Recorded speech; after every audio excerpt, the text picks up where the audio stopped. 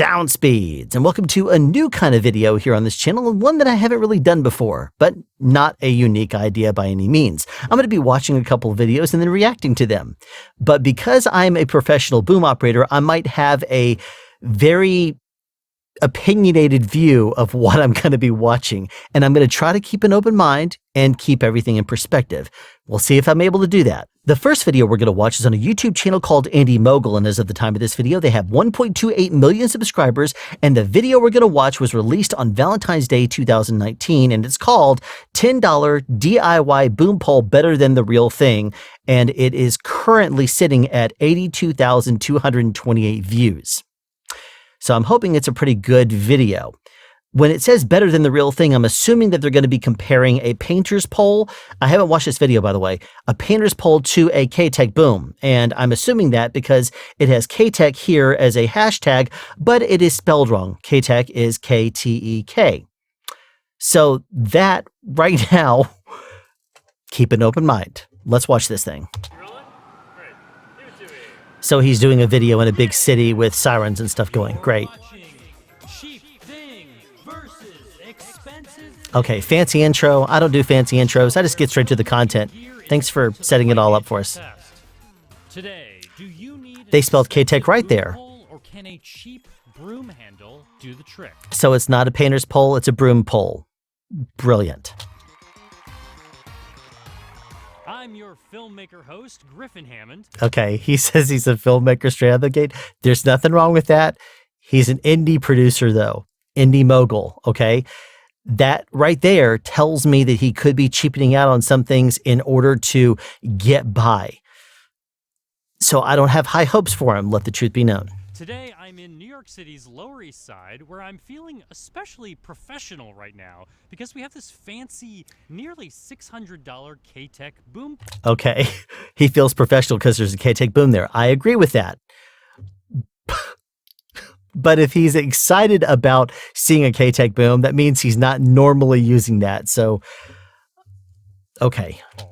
When I normally just use a broom pole to do the same job. No. Okay. Remaining positive.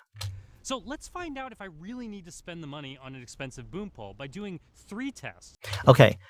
In fairness, if he's doing indies, he doesn't need to spend almost $600 on a professional boom pole. There are more cost-effective options that he could use. He doesn't need to go for example, K-Tech's premium line.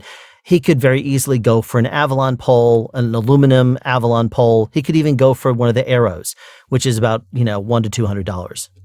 Portability, ease of use, and sound quality. Okay. Boom poles are a funny thing to try out in the store. Hilarious, because why would you want to test out a professional product, a tool that you use that's an extension of yourself? Why would you want to test that out in the store? Because I'm finding some that extend up to 16 feet. But it's not just maximum length I want. I'm also looking for portability and a built-in XLR cable. Okay, so obviously if you're going for portability, you're not going to want one that's 16 feet long, but you actually do need poles that are longer because sometimes you have wide shots, you have longer, you can't boom from right up next to someone, you have to get back farther, and plus you also need it for leverage. And as for having an internal cable option, that's a great thing. You can see right down here at the bottom of this boom, there is a side exit on this cable. This is an internal coiled cabled K-Tech right here with the CCR on the bottom. This is modular, so you could actually remove it, unscrew this piece here from the boom and do a different cabling option or remove the cable altogether, and it's still going to work very effectively for you. So I can't wait to see what he does. This highly reviewed K-Tech Classic Series boom pole extends to nearly 9 feet. Okay. It has a coiled XLR cable inside, yep. And its 5 telescoping sections collapse to less than 1/3 its full length. Mm-hmm. And it's made of graphite, which is lighter than aluminum. That's correct. To get all those features I'm looking for, it'll cost me $589. And part of the reason is because this is a boom pole that is made in America by a professional company that's been doing it for over 25 years. They make premium booms like the one you're looking at right now, and they do make more inexpensive ones as well, but they do make very good booms. You pay for that. which is way pricier than what I currently have at home, a $10 aluminum broom handle. Do I need to even say it? It used... Okay, at least if nothing else, use a painter's pole, a telescoping painter's pole. That will at least get you some length. The music says it all. The DIY project for making this into a boom pole is simple. Drill a hole through it and use a 1/4 20 screw to attach a shock mount and microphone. All right, that's bad. Okay, 1/4 20 is what you would use if you're mounting a camera, not a boom pole. A boom pole is 3/8 Furthermore, they sell adapters that you can buy for like $15 that would allow you to convert a broom handle rather, or like whatever this little screw thing is right here. This is a 3/4 5. Okay, it's what you would use on a painter's pole. You can actually buy an adapter that squares this thing off and has this on the end of it, and then you can easily convert it to a 3/8. So that way it would actually work with a shock mount, and furthermore, it would give you more length off the end of it. So he's already not impressing me with the drilling out the side and making the thing look really wonky. If that's too complicated, just wrap tape around it to secure the mic. If you do that, it's not stable and it's going to introduce handling noise to it. Both the broom pole and the boom pole are lightweight, but neither one is as portable as I'd like. The broom pole is 4.5 feet long, but even the collapsed boom pole is still too big to fit in a backpack or suitcase. For that reason, the broom pole might actually win on portability. Are you out of your mind? He's concerned that 2 feet is going to be too long for portability, but he thinks that a 4-foot long thing is going to be more portable?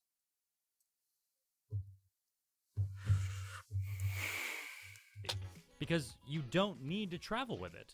There's no reason to pack one when I can just buy a new broom handle at any hardware store in America.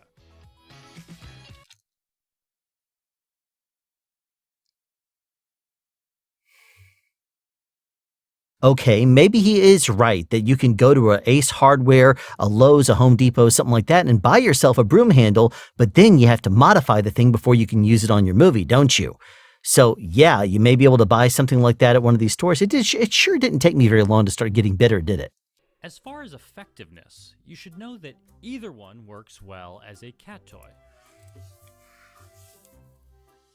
The broom pole is as uncomplicated as it gets. No moving parts. I just have to make sure the mic is tightly screwed on and that the XLR cable is wrapped or taped out of the way. Okay, you shouldn't tape it because that's going to make the pole sticky. What you should use is something like a bongo tie or a lasty band. If you don't have access to one of those things, which is kind of like, they're two professional versions of rubber bands, and you can basically get a rubber band and attach it around the thing. That's a much better solution than taping it, even though that's really not what you want to do either. My favorite part about the K-Tech boom pole is that the XLR cable is built in. That means no cord wrangling and no noise from a cable accidentally slapping against the pole. Okay, that's incorrect also. There is going to be cable snap and slap that's going on simply because you have the cable coiled on the inside of the boom. So if you extend it or collapse it, then you're going to notice that the boom pole itself is making noise as it moves in there. If you swing the pole around, it's also going to roll around on the inside of the boom. So there is actually noise there. But one downside is sometimes it's difficult to collapse the boom pole fully. Okay, if that's an issue, then what happened is you did not manage your cable correctly. If you have a new cable, this is the K-Tech Classic, okay? It's a modular boom pole. All you have to do is unscrew the bottom module, hold the thing vertical, and allow the cable to unravel itself and to loosen up if it's too tight, or to tighten it up if it's too loose. You do that, and then you just bring it back together very easily. You screw it back together, and it's completely unraveled. It's not an issue here. And because the coiled cable inside gets in the way. Or if you don't tighten the grips well enough, the uncoiled XLR cable acts like a stretched out spring, forcing the boom pole to suddenly collapse. Okay, that's because the K-Tech booms are designed to be very, very smooth. They have Delvin on the inside of it, which allows the segments to smoothly extend and collapse without really any friction or very minimal friction. of wish these 4 grips were latches instead, something you could simply flip open or close. It's not what you want to do. Screwing to tighten. You don't want to latch, okay? Because if you do that and you're switching something around here like that, you're going to wear it out very, very quickly and easily. The lock is not going to be very effective over the course of time.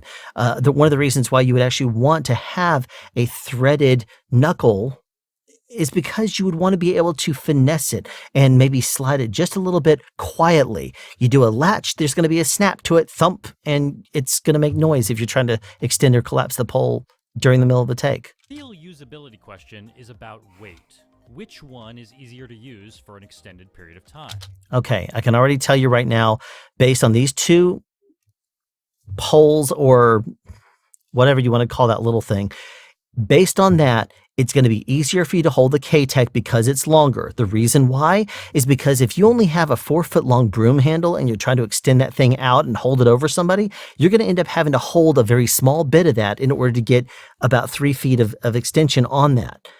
And this little thing right here, this pole, is not going to give him much. And the way he's doing it right now is completely useless because the person's only going to be about 2 feet away from his leading hand. That is not at all an easy position to hold in. If you were to hold the K-Tech, you could very easily relax it right here in front of you.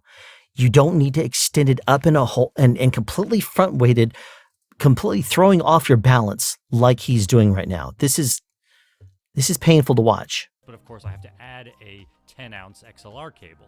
So for roughly the same weight, the K-Tech can reach twice as far. Yeah. To test them out for comfort, my friend John and I attached microphones and shock mounts, and to control for torque, we shortened the K-Tech to 4.5 feet. Okay, that is completely unfair. I have a big problem with what he just did right there. He bought an intentionally long boom pole and he's going to collapse it down to the same length as a shorter broom handle. And that means that you're going to be holding a lot of extra pole in your hands as opposed to extending it out there, which means that there's more weight in your hand and less of it out in front of you. So he could have bought himself a cheaper boom pole if that was what he was going to plan on doing. And furthermore, one of the reasons why you actually have that extra length is because if you're going to try to make it an even comparison, you got to compare them for what they are and how they do. So you cannot do this. It completely negates whatever he's about to do. Same as the broom pole. Then we held them up for 2 minutes. Okay. Their form is terrible. Okay, I've said it. In an intentionally uncomfortable position, not ideal boom operator form. Actually, it wasn't too bad. Okay, look right there. Look at the cable management on this K-Tech. It's all tight. It's inside the cable. It's very easy. It's not going to be making a whole lot of noise. This thing right here with the cable sticking down, that's a snag hazard. This thing right here should be attached back up there with a elastic band or a bongo tie, let the truth be known. But if you don't have that, get a rubber band and loop it around. Do cable management. This is just driving me completely insane. So let's switch. Another 2 minutes. Okay, so no significant difference in fatigue caused by either pole. Maybe this competition will come down to sound quality. It's a draw because you basically reduced him to the exact same thing. I just want to take a quick moment to talk about my favorite microphone, the Azden 250CX. For its price point, at only $200, I'm pretty impressed by its sound quality. I've heard that. Nice, I've never listened to it personally, but I've heard that. It's become my go-to for capturing natural sound, interviews, shots like this. You know, I wish I could actually hear what the microphone sounds like, but he has music playing over it in the background. You can check that out and all the other gear I use at griffinhammond.com. I'll never go there. Here's where I wondered if a professional graphite boom pole might have an audio advantage. I know from experience that microphones... It will have a huge audio advantage. They don't eliminate A small tap. aluminum That's why it's so pole important to versus monitor a audio graphite pole. especially if you have an amateur handling the mic. You need to make sure their hand movements aren't introducing unwanted noises. Yep. So is there any reason to think a hardware store broom pole is any noisier than a graphite boom pole? Yes, We design. have a little basic Azden chuck mount here. And, you know, I do hear that. Good, you're not deaf. All right, that is the wrong way to test that. First of all, it's vertical. It's an internal coiled cable. What happens if you take a telephone coil or something that's coiled and you stand it up vertical? What's it going to do?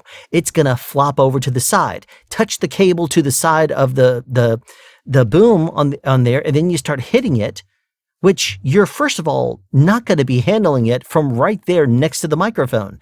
A K-Tech pole is longer. It's got multiple sections. Part of the reason why you would hold it on the actual widest, thickest segment is because it's going to dissipate some of the handling noise over the distance of the actual boom.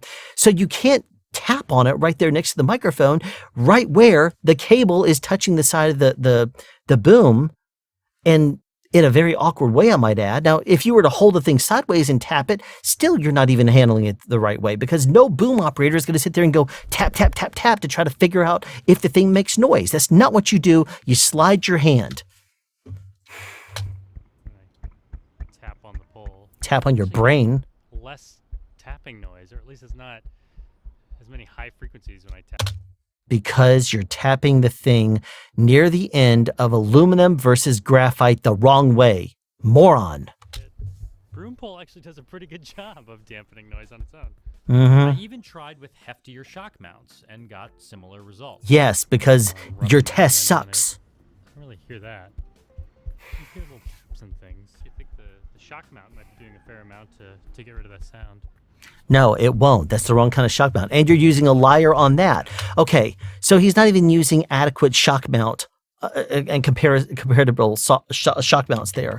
So he's using a one of these Rode ball kinds that I don't know what that thing's called, but it's designed for using a longer shotgun microphone.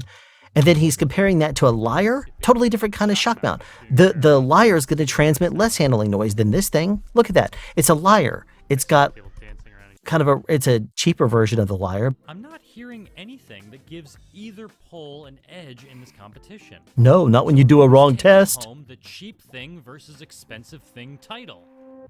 After careful consideration. Okay, I'm going to take a guess here. He's going to pick the cheap thing. That's the reason why he hasn't upgraded to a more expensive boom, because he is using it for the wrong reasons and doing the wrong test on that, so he's going to have skewed results. Let me take a wild guess and think this little Griffin Hammond dude, or whatever his name is going to choose the cheap thing. I think I'm going to go with the cheap thing. Of course, because he's a cheap crap producer. No offense. The broom pole has served me well over these years, and, you know, except for shoots like this, the audience usually doesn't get to see what you're working with. Now, granted, I can't always bring a broom pole to set. If you're doing this professionally, you probably do need a nice K-Tech boom pole, so you look the part. I remember I was kind of nervous once. I took a broom pole on set with William Shatner, and I worried that someone was going to say something, like, you're not a legit filmmaker. Shatner's a nice guy. He's not going to say that to you, but you know he was thinking it. But for the kind of work I do, I think I can get away with this, and you may be able to use this DIY solution as well. Look at this. That thing is just, okay, you have the pistol grip coming out of the side of this thing. At the very least, get yourself the little adapter that goes off the end here, and then the pole would actually extend out another 9 inches off the end and hold itself more low profile versus holding this whole entire thing down with a weird, dumb angle on it, just looking like a complete disaster. Well, thanks for watching Cheap Thing versus Expensive Thing. Let me know in the comments what cheap tricks or expensive gear you use to capture audio. Guess what? You can go to SoundSpeeds and learn what you should be doing. And I'll see you next time. I was in such a good mood too. The next video we're going to watch is one that I discovered a few years ago and find to be absolutely hilarious. This video is so bad, I've shown it in many of my professional classes as a joke, as something that's really funny. Now, the one thing that is not a joke to me is that they have 256,791 views.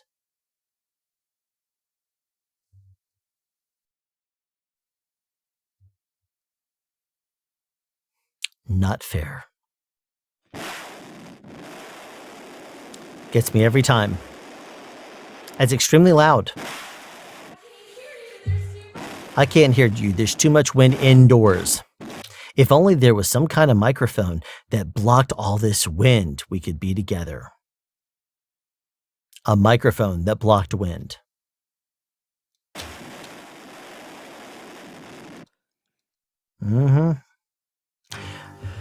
Okay, I'm going to try to refresh and be positive. so loud. A boom mic is a microphone. And then she's a mile and a half away from the camera. So it goes from a very, very loud sound to quiet. Regulate your audio. Filmmakers to make sure their videos have good audio. The front part of the boom mic is called a dead cat because, well, that's what it looks like. Jeez, it's so loud. The cat on the boom mic works to block unwanted wind and background noise during your shot. Okay, a dead cat is not designed to block background noise. That is completely wrong. It's designed to be acoustically transparent. Therefore, it stops the wind from hitting the microphone, causing acoustic vibrations to go into the capsule. It stops all that from happening. And it does it without affecting the sound quality, because if it was too thick and it blocked out all that noise, it would also block what? What you're trying to record. Shots. And the boom pole holds it above your subject's head. Like so. Yeah. Vertical, not horizontal, just extended up like so. The shock mount prevents the microphone from bumping the sides so that you don't get any other unwanted noise from the boom mic itself. The shock mount is for isolating the microphone in physical space, so that way you do not transfer noise from handling into the microphone's diaphragm. That's what the purpose of it is. This is a very important piece of equipment to block out any excess wind if you're shooting outdoors or indoors with a lot of excess wind. She's on about excess wind, excess wind, excess wind. Okay, whatever. Let's go.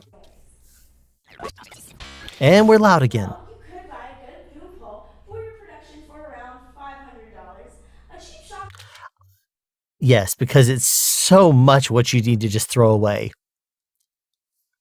mount will run you about $40, and after all this, you still have to buy a microphone. Yeah, buy yourself a dynamic handheld, sure. Or we could show you how to make your own boom pole and shock mount for under $30. Mm. And you can enjoy using in your own videos. Then you can pocket the money or put that money back into other production costs. Which is an issue because people don't spend their money properly. They usually spend their money on cameras and lighting and not sound. You need to balance it all because your sound is half of your production, and I've seen many shows completely disappear off the face of the planet and never see the light of day because they did not prioritize sound enough to record it cleanly. For this project, you will need some kind of super glue, a microphone, Some kind of super glue, a nugget bird feeder, some kind of microphone, and a nugget bird feeder. a sink strainer, rubber bands, feather boas, a telescoping painter's pole, and a paint roller handle. After you've gathered your supplies, the first things you'll need are your microphone, your bird feeder, rubber bands, and the sink strainer. Put your rubber band around the neck of the microphone. Then, put the microphone inside of your bird feeder. Wait a minute. Microphone. Put your rubber band around the neck of the microphone. PG-48. That's a Shure microphone, but that sure doesn't look like a Shure. It's probably a bootleg. One of those Then, cheap Put the imitation ones. microphone inside of your bird feeder. All right, notice she's taking one rubber band, sticking it around the microphone, not even really securing it very well at all. And pull the rubber band through the hole around the neck of the microphone. So it basically is going to rattle on the inside of the nugget bird feeder. And there's no isolation. That microphone is right up against the inside of that nugget bird feeder. There's half an inch of clearance on one side. So this thing is basically going to introduce every kind of noise imaginable to that microphone. Twist the rubber band around once and wrap it around the See, bird look at that thing shaking This around in there. suspends the microphone It doesn't suspend it. after It's the holding shock it against the side of the sink strainer microphone. is going Look to at be it. the cap for your main piece. Put the strainer on the head of the microphone end of your shock. Okay, she says it's going to be the dead cat for the main piece right there. That's not going to be the dead cat. It's going to be the Zeppelin. Even then, it's garbage. Now, use the rubber bands to hold the cap in place by wrapping the rubber bands around Oh, the whole cap. piece. So you have all these rubber bands that are not isolating the microphone. They're holding the sink strainer onto the front of the nugget bird feeder. This is another one of my favorite parts right here. It should end up looking something like this. Next, you'll need your completed shock mount piece, your choice of super glue, and just the handle of a paint roller. That's not super glue. That's The Gorilla next Glue. step will vary for everyone depending on the type of glue that you use. For this kind of glue, We had to let it dry. Nothing like recording your attach it voiceover in to a the big shock noisy mount room. piece. Which this is an expanding glue, so it's going to expand up on the inside of the nugget bird feeder and do what? Seize onto the microphone. Brilliant. And then let it dry and harden again for 2 hours. Listen to all the sounds. Make sure your handle is very secure on your shock mount piece. You don't want that to fall off. That thing is not isolated anywhere. It's basically inside of something that's introducing noise to it. Now we're almost done. You need your shock mount piece, a glue stick, and feather boas. And now we're going to glue the feather boas to the shock mount to act as a dead cat. It's not a shock mount. It's a bird feeder that you're calling a Zeppelin. Furthermore, the whole idea of acoustic transparency is going out the window when you use something like a feather boa, which is thick, and you're wrapping it around. So it's going to basically be blocking out your background noise. So maybe that's what she means. It's blocking out background noise, but you're not going to be hearing much dialogue through this thing. Just because it looks like something that you recognize doesn't mean it's going to function like one. That looks kind of like a dead cat. I guarantee it doesn't sound that way when they use a dynamic handheld. To the telescoping painter's pole. Real thing. See, listen to that little voiceover thing they didn't edit out. I mean, I get it. I mean, I remember tape-based editing. Now you have your own inexpensive boom pole for your videos, and you don't have to worry about Okay, and the best part about this is that they did not connect up a cable before they glued all this stuff around the microphone. unwanted background noise ever again. Yeah, you won't have any unnecessary or unwanted background noise ever again because you're never going to hear anything properly through that noisy, non-isolated microphone buried deep underneath all the feather boas. Okay, we're not going to watch your credit roll.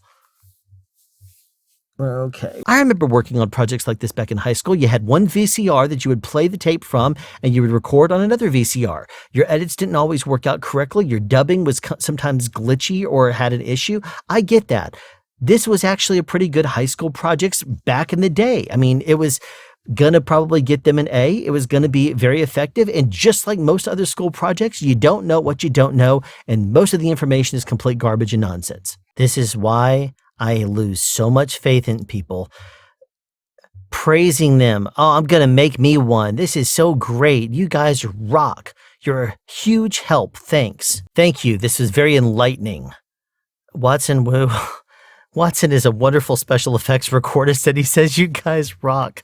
I don't want to make fun of Watson. You're amazing, but jeez, this is so awesome. Awesome video. I'm going to make some boom stands. This is cute. I love it. I always find the toilet brush works very well. Did for me anyway.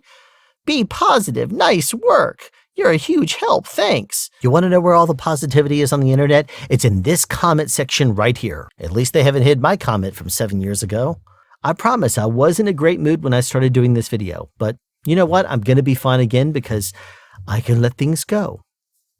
And if you want to see me do any more reaction videos like this, let me know in the comments because I could probably do it. Or if you have a video you want me to review and do another reaction video for, send it to me at my email address, which is listed down below. Thanks for watching this episode of Sound Speeds. Be sure to tune in the future for more videos that will probably trigger me like few other things can. And of course, sound advice.